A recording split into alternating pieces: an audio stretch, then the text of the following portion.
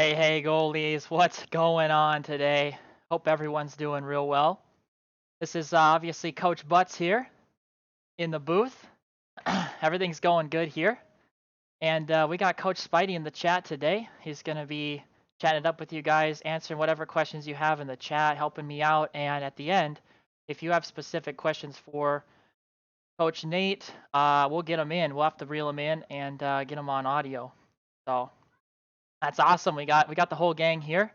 We're going to be talking about some more cutting edge goaltending concepts today. We are going to break down a couple specific things, but first, we're going to go over a little review. So, goaltending has a specific language, and you guys know that we emphasize it a lot at Goalrobber, the language of goaltending, and how we're a community because we got the best position that sports has ever known, right? And so, we're going to go over a couple of concepts that we've covered in previous videos. And we're going to start with box control, arguably one of the most important here, because if you're in the right spot, you're going to make most of the saves. As Zane would put it too, you got to be pretty dusty to let in some of those goals if you're in the right spot. So we're going to talk about box control, being in the right place at the right time. Then we're going to talk about active hands and how we can use our simple projections of our gloves to take away box. Then we're also going to talk about depth management, which is another huge piece. And engaged shoulders and head trajectory are going to go together, as we're going to look at. Healthy hips is a big one that I love to talk about. And then we got Coach Spidey's favorite, body control and body congruence, which is right up there with box control, because if you can't move right, guys, it's going to be really hard to make saves. And then we're going to finish it off strong, talking about keeping your head in the window and a simple concept of strong edges. Starting with box control, guys, this is our review. We talked about how you can easily cut off the angle and take away the net with elite level positioning. Meaning, as we look at this simple apparatus that we can build here, a goaltender standing up right here is filling the box. We're going to break this down in a second. But if your gloves are too high, you're actually they're irrelevant. Actually, they're protecting Pluto. So what I mean by that is, if the puck were to go over the top of this easton stick here, by the time it gets to the stick, it's going to go over the net or by the time it gets to the net, it's actually going to go over because the puck comes from the ice and goes up. So as we dive into this concept a little more, it's going to make sense to you guys. As we look in the butterfly, we want everything that we have to be filling our box here. So if we actually put the box in, let's say we put in the box, okay? This is the net, you guys. The blue one is going to be the net, this blue box. Let's fill in. The box that the goaltender is covering here is the green. Now we covered up the stick, and the two nets on the side are actually just saying that if the puck were to go outside of the green box, but between the blue box, it would actually hit the side of the net. By the time it got to the net, it's going to hit the side of the net. So as you can see, the further you guys come out, when we talk about depth management, the further you come out, the less net is going to actually be available. You even break it down further. If this goaltender were to take an extra step, so let's say that we're going to talk in a second, they go from B depth out to A depth. Now the box goes from green to red. And this red box is, as you can see, way smaller than green. And if you guys have to cover less net, raise a hand. Would you do it? Or are you going to make it a lot harder for yourself? Now in warm-ups, you guys can sit back on the goal line and you could cover, like, let's say, the entire blue box, because in that case, we're over-exaggerating how much we have to react. We're warming up our hands and our eyes. But as the game, comes in and we develop, we're going to want to work on taking away the angle, and it's going to be different for every single goalie. So, for instance, a better skating goalie is probably going to be out a lot more often. And if one of your strengths is edge work and skating, yeah, Zano's got his hand up. He wants to take away as much net as he possibly can, make it easier for himself.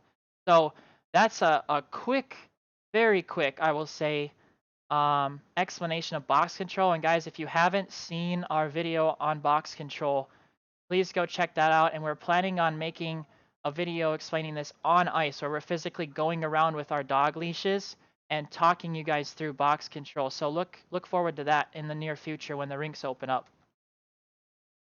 Moving on to our active hands principle. We looked at that box just a couple seconds ago where we were very far out. The box was really small. Well, let's skip forward a bit here. We can see that we now have this little green box. So the goaltender here, one of our coaches, Coach Micah, with a great demo, is showing us that by protruding your glove, yeah, his head is irrelevant. That's funny, Z. Yeah. By protruding your glove, it's inside the box, and it's as far out as it possibly can be, but there's still a little bit of space on that side. You know, it's tough to cover. That's why if we can slide over, it's always best to slide over. But in a last case scenario, the best thing you guys can do is just protrude a glove. Try to project it out in front of the puck, because the best shooters on the ice, you guys, they're shooting from the puck's eyes. Right now, if the shooter was standing up and taking the shot, they would see so much net underneath the crossbar, where mama puts the peanut butter, as we like to say. But from the puck's eyes, and we're not even at the puck's level, you guys, if you think about this, we're actually way higher than the puck's eyes right now. But what the puck sees is a whole lot of CCM right now. So this is just another small example of how we can fill the box. Because if this goaltender was just in a normal butterfly tall and not leaning over with active shoulders like we're going to talk about in a second, as another concept, this all just comes together, you guys. It all comes together. It's actually quite fascinating. So goaltender's leaning over and covering as much box as possible, giving himself a better chance of making the save. When we talk about depth, this is exactly what we're talking about. So this is like the USA Hockey depth chart. They came up with this great example. And we'll start with A. A depth is something you might find if you're doing a forward release, which is something that we're also going to break down later on. Forward release just means that when you go in the butterfly, your knees are going to land in front of your feet instead of going straight down the butterfly, where your knees would land at about the same depth as your feet. You would actually go into the butterfly and your knees would land about 4 to 6 inches in front of where you'd plan to land. Now, you don't want to slide forward, but we're going to talk about this forward release soon. And that would be getting you into A depth, which is aggressive depth. Now, you might also be in aggressive depth on a rush. If the players are coming into the zone and you start in A depth and then you start backing up with the rush, if it's like a 2-on-1, let's say, you find yourself backing into B, which is our base depth. This is where we are most of the time. This is where we strive to be as much as we possibly can. Base depth is just heels at the top of the crease.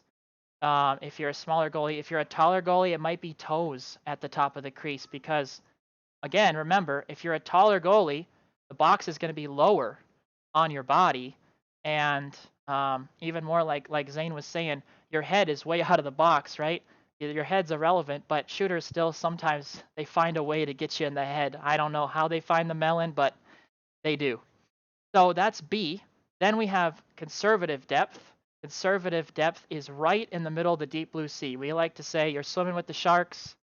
We find a lot of our youth goalies in conservative depth, and it's a good place to be. Like if you're on a penalty kill, let's say, you want to be in conservative because you're going to be doing a lot of movement on your feet, and you might have to make one quick movement from, let's say, the top of the right side at dot angle all the way back to the far left post. And to make a strong movement like that in a short amount of time, we want to make it as easy as we can. So that's why we're going to play it conservatively. Then D depth is where we are when the puck's usually behind the net, or like we're going to look at below the bottoms of the circles. And D depth stands for defensive depth. When we find ourselves in a defensive position, hopefully the shooter is not out on the top of the circles or at the point, because they would have a lot of open net, as we looked at in our box. The box would be very big if you were in defensive depth all the time. And as you come out, each one of these steps, the box gets smaller and smaller and smaller. So that's where box control, guys, ties into all of this. Next concept, head trajectory. and with that, engage shoulders. So this is two concepts in one, you guys. From this photo, you can see right here one of our goaltenders staring right at the ball in the glove, even though he's got the swivel vision goggles on, and his gloves are out in front of him, so we have active hands here. And not only that, but he also has his shoulders engaged. Shoulders are engaged in the save. This is the ideal position that we want when making a save with our hands, whether it's glove or blocker. We want to engage our whole body, and it's going to get real good here in a minute when we talk about Coach Spidey's favorite concept. So keep this in mind right here. The eyes, the hands, the shoulders, they all work together to make a save. Healthy hips is crucial to making your save. The goaltender on the right, let's start out with that. The arrow points at the unhealthy side, okay? So the unhealthy side, goaltender is sitting back on the heels, and this is where when we talk about head trajectory, we look at the goaltender on the left now. The goaltender on the left has a higher center of gravity. The goaltender on the left is leaning more forward, and as we look at this, this is where head trajectory ties into healthy hips. Look at that red line coming off the goaltender on the left. His head is projected right at the puck. That is head trajectory, you guys. A bird's eye view at the save you're trying to make. So let this sink in for just a second. And hips don't lie. Spidey is right. You want to have that perfect spot, because when we talk about RVH here in a little bit, when we talk about post play, if you do not have healthy hips on the post, you are one, going to set yourself up for injury, and two, you're going to be off balance, and it's going to be very difficult to make movements from the RVH, and then you could get behind the play, which is never good. So remember the concept of healthy hips. We're going to be talking about this a lot as we move on to the one, the only, and Spidey's favorite, body control and body congruence. Now, we coined these two concepts together because, as you can see in these photos, the one with the red arrows, okay, this is our unideal situation. Goaltender has a stick that's just out of control and pulling the body in one direction. Then there's a shoulder that's not engaged coming with, which is pulling the body the opposite direction. And we have two opposite planes, or two opposite vectors, I should say rather, Two vectors that are going the opposite direction. And then not only that, but the hips are not coming and rotating along with the shot. So we shift over to the right side picture, and we see that these white arrows are pointing all towards where the puck is. They're pointing down and towards the puck. Now this goaltender just made a beautiful stick save. This is after some solid work with Coach Nate Spidell himself. And now this is Caden here. I think he might be joining us in the chat today. This is everything coming together. The glove is coming with the head. You can see this, guys. In the left, their head trajectory is way off. The line is pointed basically straight at the Domino's advertisement in the corner. Whereas he's thinking about buying his pizza later on for the bus ride. Whereas in the right, there's a sole focus on the puck. And that's what we want all the time. We want that sole focus on the puck. So puck hits your pads, you're watching it down and in, and then you watch it off. Just like yesterday at live vision training, we watch everything in and off until it stops its movement pattern. Next concept here is our first video of the day. This is keeping your head in the window. So you'll see these dotted lines here. Another one of Spidey's favorites is if you keep your head in the window, you have to make less calculations. Your head trajectory stays the same. So what you can see here is if Lance were to be here where he's standing up, his head trajectory is actually off because standing up and then going down and then standing back up and going down, moving outside and inside the box, head trajectory changes. Therefore, you also have to recalculate. Your brain makes tons of calculations with your eyes. Everything's working together. If you keep your head in the window, your vision doesn't have to do as many calculations, and you can simply focus on that puck and make simple saves. Not only that, but also coming out and into the window over and over and over again. It just destroys body control, guys. It totally destroys body control. So remember the concept of keeping your head in the window as much as you possibly can. When you go from your standing stance to your butterfly, your head should not make much of a change. Let's watch this one more time. Head's in the window, head still in the window, all the way through. Last concept as a review is healthy edges. Now, I don't know why our text isn't popping up, but here it should say healthy edges. But in the end, we got Caden again here. He's another client we worked with healthy edges. This is the result. We want to be on the flat parts of our steel as much as we possibly can. And with that, I'll add, we made a video on selecting the proper skates for you. Go check out that video, guys, when you have a minute. Fantastic stuff in there. It'll talk about your steel and, choosing LS1 versus LS4 is going to make a big difference for your game. You want to have a lot of steel on your skates. And if you haven't, definitely go check that out. Got tips for body control in a sled? You betcha, Kyle. We got lots of tips for body control in a sled, and it's really going to be something I'd love to break that down with you when we get on ice here soon. Actually, I'll give you a call after. Oh, this is Hope. Haha. Well, we'll definitely be getting on the ice then because you have your gear up here in our town, and when we do, we're going to break it down because really it comes down to making sure that, again, everything, it's just like what we talked about, everything's got to go in the same direction. And you can see even in this video here of Caden, on his feet, everything's moving fluently in the same direction. Now we get to our post movements, which is why we're all here today, breaking down these three concepts. As you see, VH on the bottom left, we'll start with VH and we'll kind of go up and around. VH stands for vertical, horizontal. You can see there's a vertical pad up against the post, and then there's a horizontal pad on the ice, which should be right in line with the goal line, because if there's a pass back door, we want to be able to turn, push right over. One step, we're going to talk about that. Going up, we see RVH. We're going to have a reverse vertical horizontal. So now the pad that was vertical, this left pad, is actually horizontal. The pad that was horizontal is now somewhat vertical on the backside here, which we'll have a better picture to show this. Absolute beauty, just staring us down. Look at that bottom picture, just staring us down. That VH should be intimidating, you guys. But one thing I'll say about both of these is it's a save selection in itself. So when we talk about save selection, another goalie term that you guys have to know, save selection means you're choosing your save. You choose to stay up and make a glove save, or you choose to go in the butterfly and make a butterfly save. So here, we're choosing to go in the RVH. We're choosing to go in the VH. When is the right time to go into each? We're going to look at in just a second.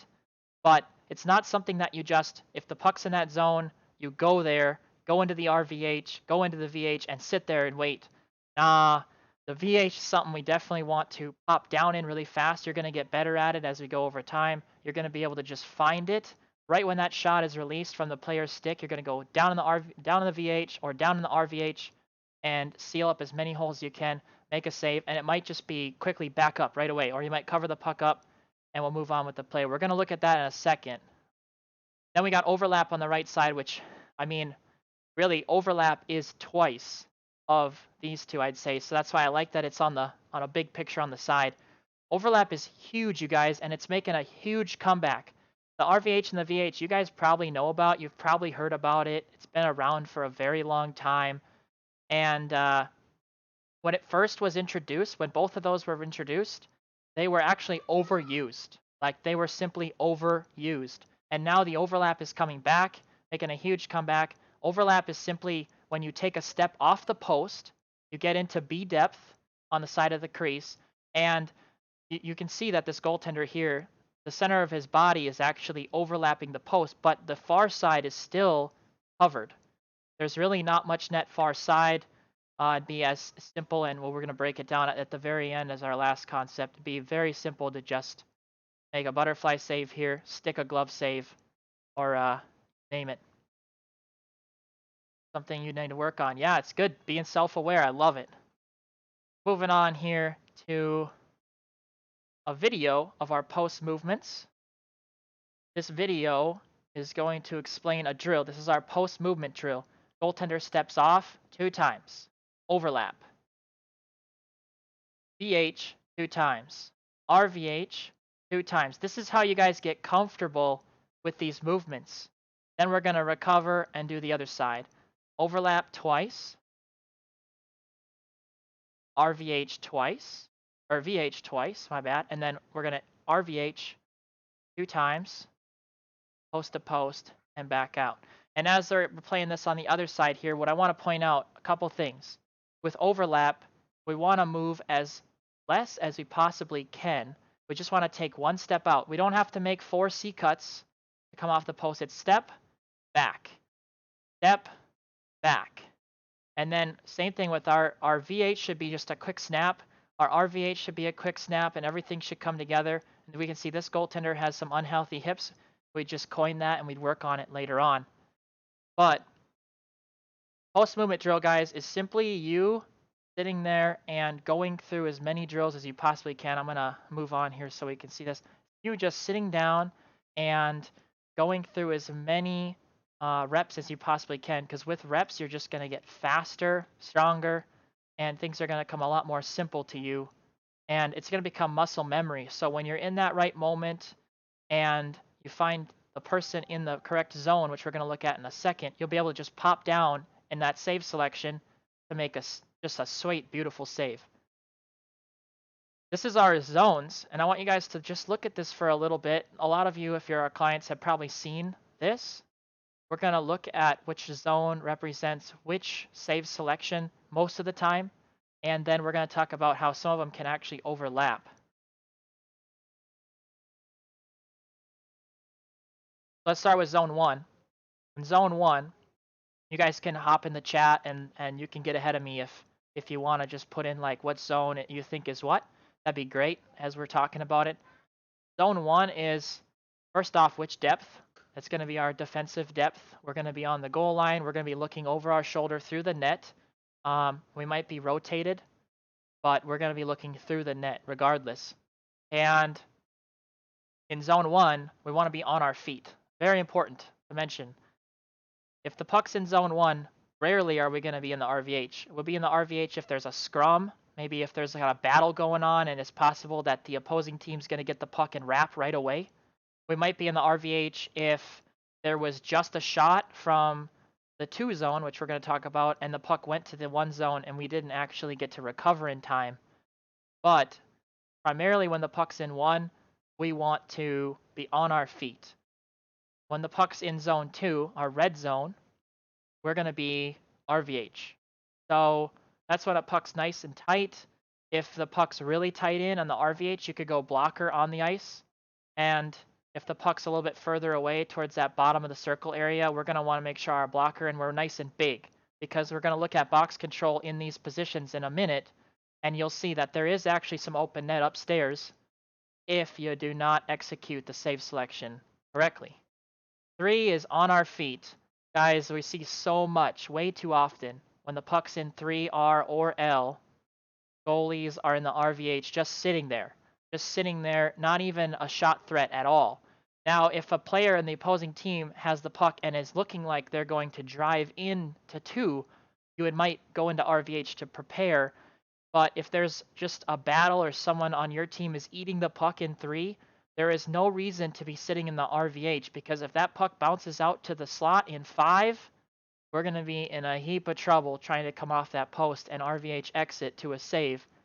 So much easier to exit on your feet than it is to exit from the RVH and get as much depth as you possibly can. Before we jump to 5, let's talk about 4. 4 is going to be our tiny zone that we're going to use the VH in. And the VH, I like to use the VH a little bit in zone 2 as well. It kind of depends upon the scenario. And I'll let you in on when I use VH. I basically use VH when the player's driving down the wing and then immediately, like cuts from 6 to 4. And then if they cut into 2 even, I might pop down in the VH if they take a quick shot. I have a strong VH. It's one of my strong points in hockey. And if that's your case, I know Zane also has a strong VH, and he'll do this from time to time too. We're bigger goalies, so VH works well for us. It's just a quick pop down the VH, and you got all your bases covered. can't get into the RVH as fast. That's the reality of it. So if there's a quick shot, sometimes I won't go RVH. I'll go RVH mostly on a peel from behind the net, like from 1 to 2R. So there's different scenarios as well that we're going to talk about, we're going to break down, and there's multiple answers for these scenarios at the end. Zone 5, we call it the reaction zone. It's where most goals are scored. We're going to eventually try to break this zone into more parts, but really what this zone is you want to get as much depth as you can in the amount of time that you have given. 6 and 7 all flow together as one. That's where we want the shots to be taken from. That's where we want to start building our confidence, and it really doesn't have anything to do with RVH, VH, other than you don't want to be in either one of those if the puck's in that zone. If the puck's in 6R, and the reason why it's kind of peeled off here is because if the puck's in 6R, this is definitely our overlap area. Overlap is huge in 6, and we're going to look at that in a second. So this zone here, if you guys take a screenshot, go back, pause the video, take a screenshot if you want to keep this. It's a fantastic zoning chart for you guys to study up on. Now we're going to go into each one separately. So talking about the RVH. Here we've got Zeno, and he's walking us through the RVH here, staring us down again. On the blocker side, you can see his blocker is on top of his boot, of his pad. He's got toe on post, which we're going to break down in a little bit. And he's got an active glove. Now, it doesn't maybe not look too active right now, but his glove is active. If there was a saucer pass across the net, he'd snatch it out of the air. That's what we want. You guys can see that there's a little bit of hole upstairs, right? I mean, there's a place for them to just shelf it in, and we're going to talk about that as well in just a minute. On the glove side, we got the goaltender's pad in the same spot. We're trying to be as parallel to the goal line as we possibly can while taking away that far side. And we have an active stick and an active blocker in this case. So if there was a saucer pass across to the back door, it'd be a simple blocker save out front. And we're blocking as many opportunities as we can. Or if there's a pass across, we could have an active stick. We could take that away there. The video we made a while back explaining a quick drill you guys could do with the RVH. We actually have a little triangle set up here. We got 2 shooters on the low bottoms of the circles, and there's a shooter behind the net that's just passing to either one. We have the goaltender start on their feet because we're most mobile there. We want to be on our feet in zone 1, and it's a simple slide over RVH. And as you can see here, this goaltender just covers everything up. This is just fantastic work here. Head trajectory, vision, everything's the whole body's working together to make these saves, you guys. It's a great drill you can work on to get a quick RVH in.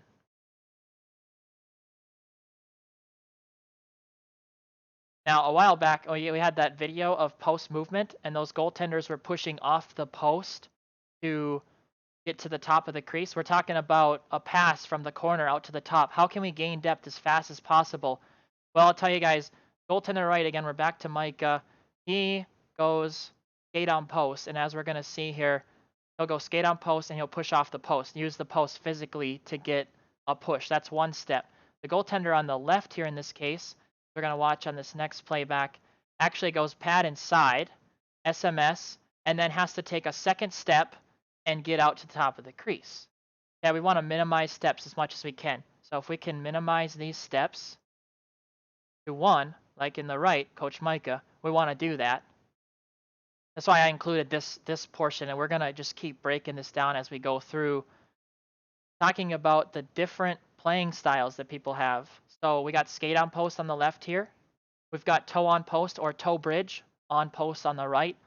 Toe bridge is the favored position for goalies, okay? Because if this puck's wrapped around, it's not going to be able to squeeze through. Sometimes when you go skate on post, the puck could actually ramp right in off the toque of the skate, and that's no good.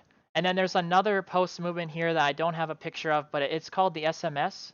It's used a lot in Swedish goaltending, and if you've watched Tuukka Rask, you have seen the SMS in action beautifully.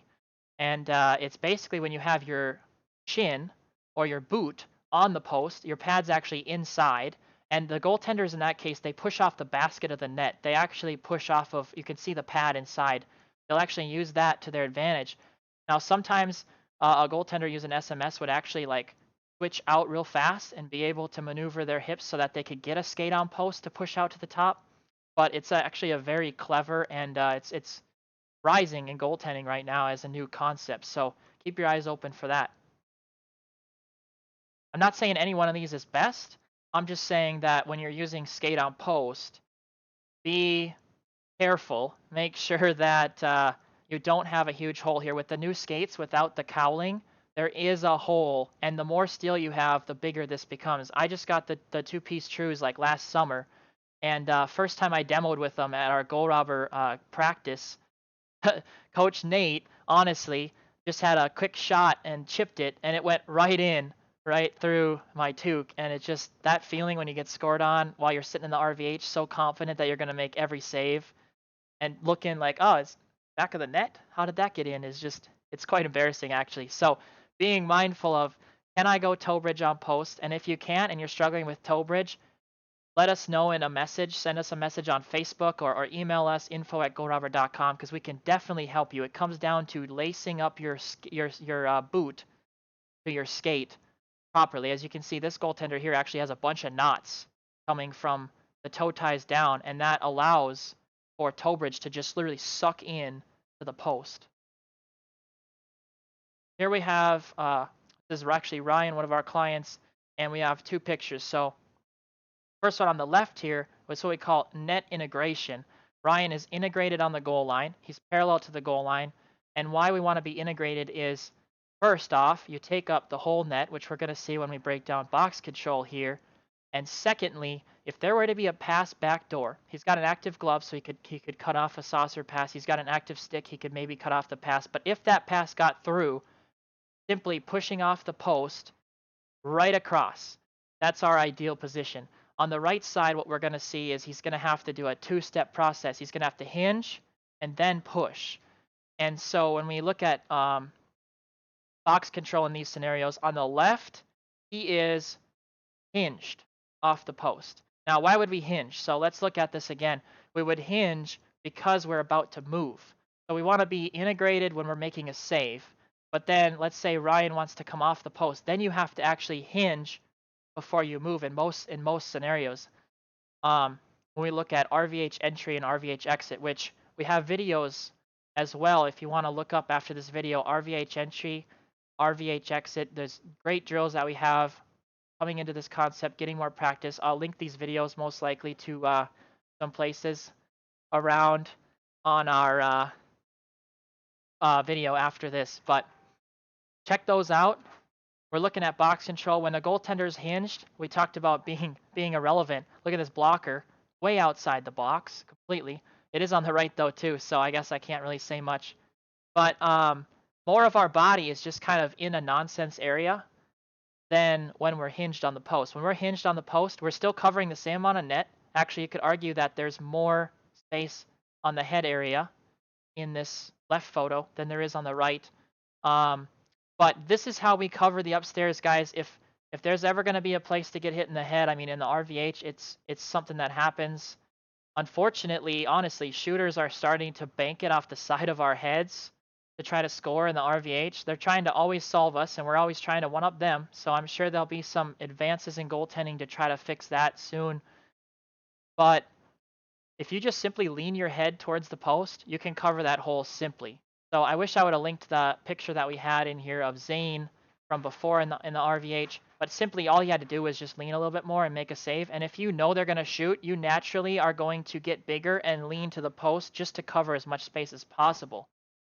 Lastly, with RVH and VH, before I forget this, I gotta let you guys know, it's not a save selection where you just go into it and close your eyes and hope for the best. You still have to be reactive. You still have to track the puck, because if it hits your shoulder and goes down to the ice, a goalie that has good head trajectory, it's just going to hit your shoulder and go down to the ice. Simple rebound control. You got to cover it up. If you got your eyes closed, you're not going to see it. You're just going to feel it. And then by the time you open up your eyes, it could be in the back of the net. So not just something where you just kind of like get in that position, you just pray that it hits you. It's a position where you still have to be reactive. It's a save selection in itself, guys. It's a wonderful piece of goaltending. This is what I was talking about right here. Ryan could simply push to the post in the picture on the left, but in the right, it's a two-step process. It's a hinge and then go to the post. So when we're looking at goaltenders in the RVH, if your pad is flush to the shot, that's not the best case scenario. We want our pads to be lined up as parallel to the goal line as they possibly can be. We move on to our VH. This one's a lot simpler to break down. We got things staring at us again, and this one speaks for itself. I don't even have to draw the box. The whole entire net is filled up. The whole net right here. Now there's a version on the glove side for VH where it's called the dead arm, where actually the goaltender could put their arm down like they do on the blocker side. I find it a little more uncomfortable. The larger goalies use dead arm a lot more. Carey Price is one of them. But in this case, Zane simply has his elbow just sitting right on top of his braziers and his gloves up. And what I love about this is when shooters try to go upstairs, especially when they're driving in those zones, they go from 6 down through to 3 and they take a shot. It just simply sucks right into the pocket of the glove. And sometimes you don't even have to close your glove. It just sticks. So the VH is fantastic position. And if you get good enough at it where you can simply push off and go back door with it in a butterfly slide, it's even better. On the blocker side of the VH, we're looking at an elbow that's actually outside the post. So we're a little bit overlapped here, but not as much as we would if we were actually overlapping the post. And you can see that from here, his shoulder's doing most of the work. Now he's got a dead arm. His blocker is his dead arm. And the stick has to cover the 5-hole. And the glove has to be active. So again, you can't just go in the VH, close your eyes. You got to have an active glove. You got to be aware. And if that pass goes back door, in this case, it's a lot harder to have an active stick to block it. So it's just going to be a quick rotation of the foot, push back door, which we can also break down on the ice later on. Breaking down overlap, again, I don't need to draw the box because we can see the goaltender on the left is covering, we saw this photo before, covering pretty much the whole net. The goaltender on the right, but the same goaltender just in advance in the film, is still covering the whole box. Now we see what the shooter sees upstairs, a lot of net. But remember, the puck is on the ice looking up. All the puck sees is shoulders, big old red jersey and shoulders. And so we want to use overlap, guys, when there's no backdoor option. This is where you have to be very aware of the scenario. Let's say this shooter here is driving in, and now you can see there's nobody back here. So we're just simply going to step out. We're going to gain more depth. We're going to take away more of the angle. And if this goaltender cuts across the crease, like let's say there's no defense, like in this case, there's no defense. So this shooter cuts across the crease to try to go backdoor. All that you do is you do a simple pivot with the shooter and slide across. You don't need your post to be able to slide across. And actually, you could be in worse shape right here because let's say that if you go the post and you're in the RVH, this shooter could cut to the middle, and if you don't move in time, they have the whole far side open. So being on your feet as much as possible, being mobile as long as you possibly can is obviously the best choice. We've went over that in our previous videos. This here is a new concept, or it's an old concept that is making a revival in goaltending, and I love it. Let's break down some scenarios. This is time for you guys to hop in the chat and make it happen. We're going to go over these. I'm going to pop up scenario 1 here in a second. And you guys have the choice of RVH, VH, and overlap. The X with the circle around it, that's the puck carrier. So in this situation, and chat's going to be a little bit behind, so we might have some dead zone here, but that's perfectly fine with me. I'll probably end up cutting this part out of the video, the original video when we post it. So I just want you guys to have a little bit of time to respond here, and we'll see what you learned after today. So the puck carrier is in the corner here. You guys can remember, think back to what zone the puck carrier is in. The O's are the defensemen. What if this shooter would shoot? I guess what I'm asking is if this shooter would shoot right now, what's your best save selection? What are you thinking as this puck carrier is coming in with a attacking, a very attacking position.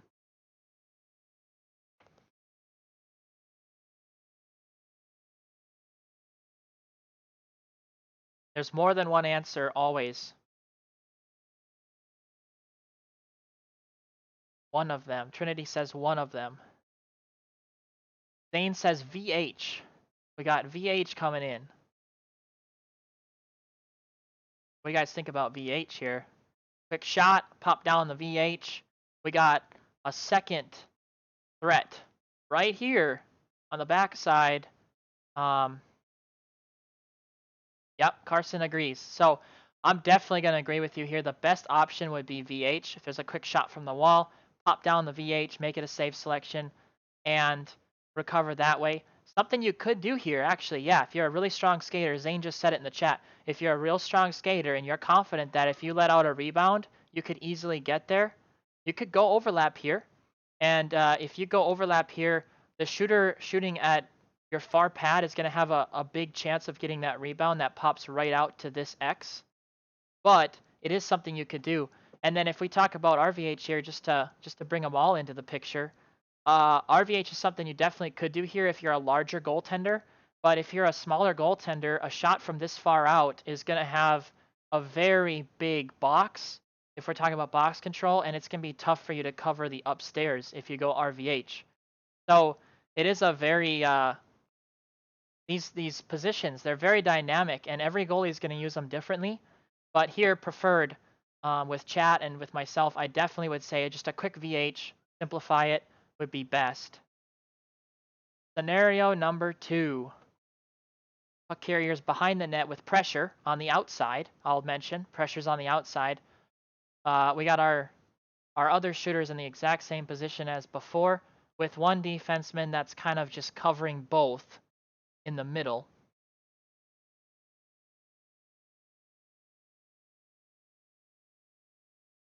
Probably say that this defenseman that you have is attacking, is probably going towards the X in the slot, but still, even with a defenseman on a player in the slot, it's not guaranteed that the puck's not going to get through. So we gotta kind of think about what we're gonna do here.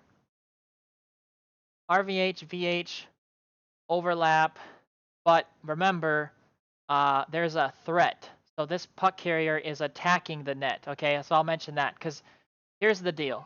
If yes, Zane has got it. He's ahead of me.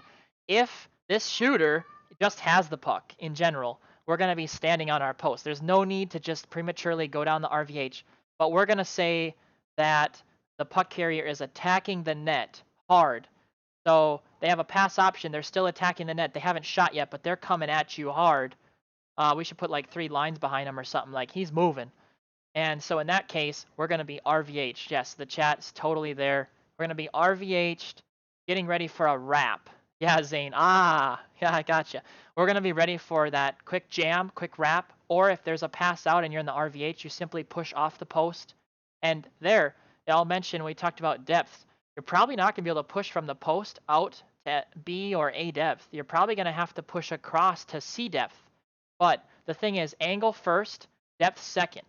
So, like even me just sitting in my chair right now, the best thing I could do is get my angle first, then I'd get depth to cover up more space. So if that makes sense to you, yeah, Zane, you're right, RVH. Next scenario, I'll let you guys start to look at it so you get stuff in the chat.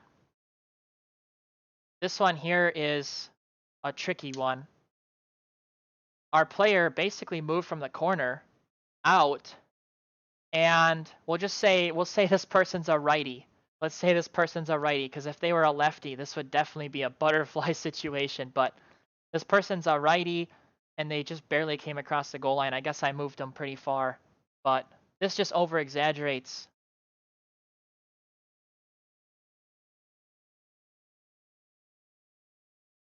This definitely just over-exaggerates our previous position.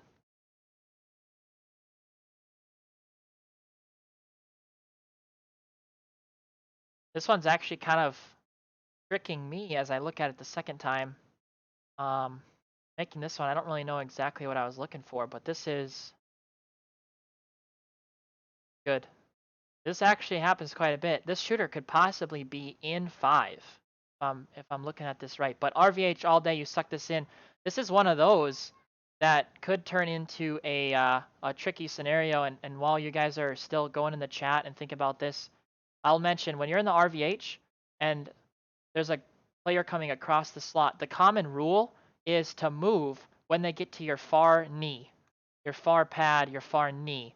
So if this player is coming across the slot right now because your defenseman is just kind of messing around, then you don't want to move until this player actually gets to about the center of the net, which they'll be at your far knee then. If you move too early, they're just going to cut back and get you on the short side.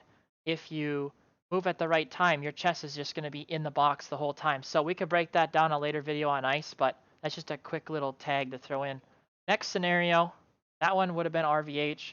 This one here, we're getting to our last two scenarios. Our puck carrier is below the circles. We have coverage.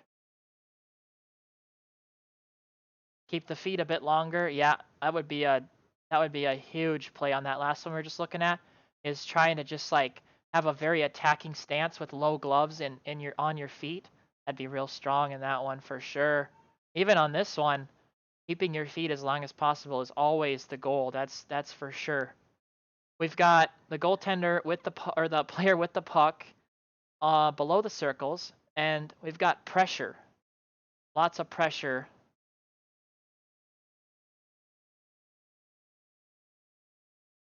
This one here could be VH for sure, Zane. You are correct. This one could be VH. It could be an easy save in the VH.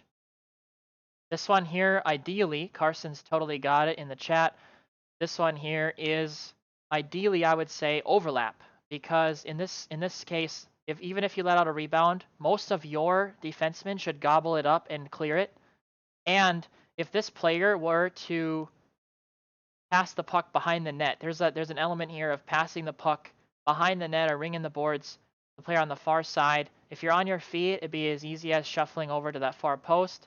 If you guys, for sure, in this one, if you go RVH, you're kind of fish out of water, because if you go RVH here too soon, they have one upstairs, and two, if they pass it around, I mean, you could go RVH post to post, but then you're already in the RVH.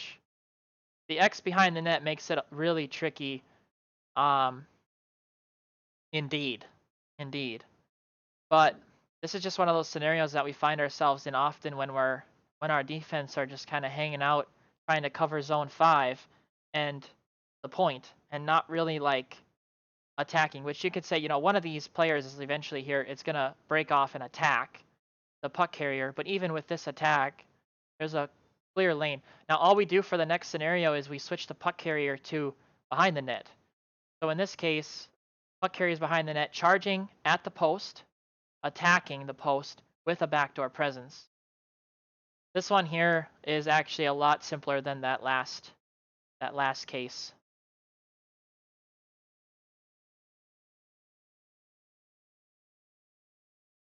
I will say if we moved this O right here, this scenario would come a lot more complex, because this player here being uncovered, if you go RVH, if it's a quick one-timer and they can get this shot off far side, RVH would not be,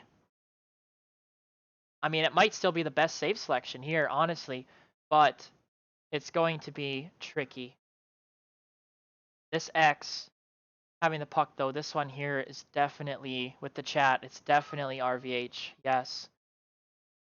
Zane's got it nailed down. Definitely an RVH scenario here. So again, if you want to take any of these scenarios and screenshot them, study them up, or draw your own scenarios and ask us, or send us your film and be like, hey, just real quick, I got this clip. It's a short clip. We love to engage with you guys, especially if you're new clients. We would love to have you guys reach out to us if it's on Facebook Messenger, if it's on a quick email, info@goalrobber.com. If it fits in an email, it's gonna be good. It's gonna be a short clip. So we'll definitely review that for you, and we're not gonna just sit there and charge you for it. It's just gonna be something we want to connect with you. We want to learn more, and we want to help you learn more through the process. So always engage with us if you have questions. We'd love to hear them.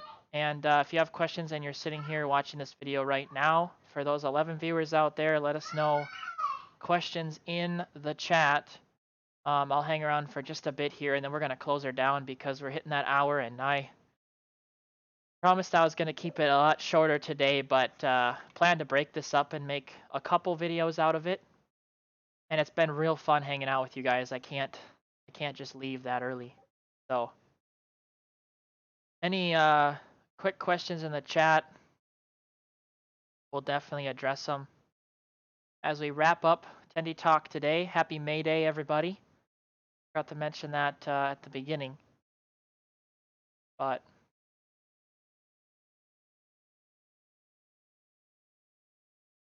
it's been fantastic.